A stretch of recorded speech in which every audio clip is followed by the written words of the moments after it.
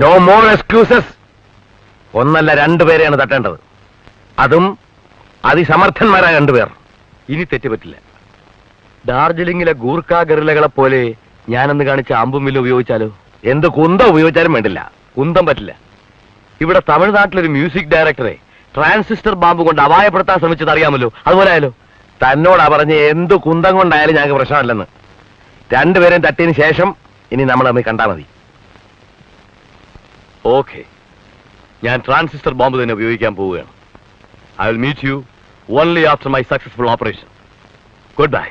By.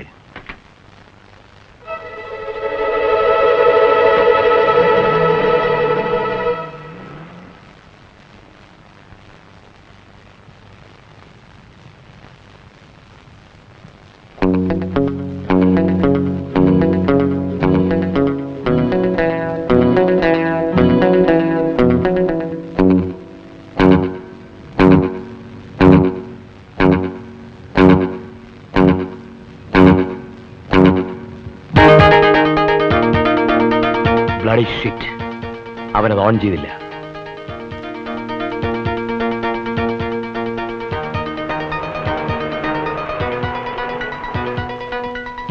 ചതിച്ചു.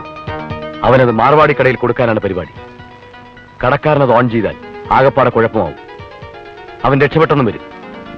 അവന്റെ കയ്യിൽ നിന്ന് എങ്ങനെയെങ്കിലും അത് പിടിച്ചു വാങ്ങിക്കണം. എന്ത് വില കൊടുത്താലും വേണ്ടില്ല. Go.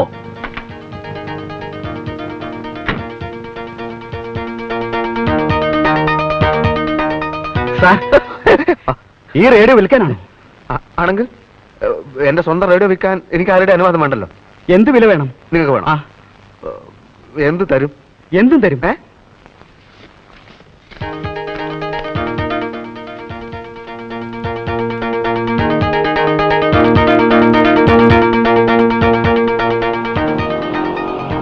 Taxi. Welcome my boys. Waiting for long? Circle inspector? Yes yes yes. Circle inspector വിളിക്കുന്നു എന്ന് പറഞ്ഞ് പോലീസ് വേഷത്തിൽ ആളിനെ വിട്ടത് ഞാനാണ്. ആരാണ് നിങ്ങൾ?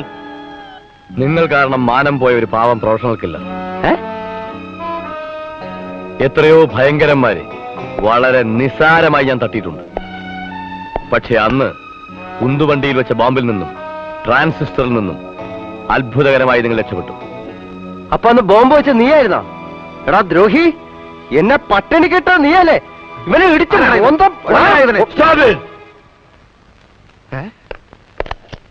ലിസൺ ബോയ്, ഇതൊക്കെ വളരെ മാരകമായ ആയുധങ്ങളാണ്. ബഫേഴ്സിന്റെ അൾട്രാ മോഡേൺ മെഷീൻ ഗണ്ണ് മുതൽ നമ്മുടെ നാടൻ മലപ്പുറം കത്തി വരെ ഇതിലുണ്ട്. ദാസ, ഏതാ ഈ അലവലാതി? Look man, I am not an അലവലാതി. I am Pavanayi, a real professional killer. പിന്നെ മറ്റുള്ള വിക്ടിംസിന് കൊടുക്കാത്ത ഒരു പരിഗണന ഞാൻ നിങ്ങൾക്ക് തരാം. You can select your own weapon. അമ്പും വില്ലും കൊണ്ട് ചാവണോ, ബോംബ് വേണോ, അതോ പിസ്റ്റൾ മാത്രം മതിയോ? Come on. No, I will select. Malappuram കത്തി തന്നെയാവാം.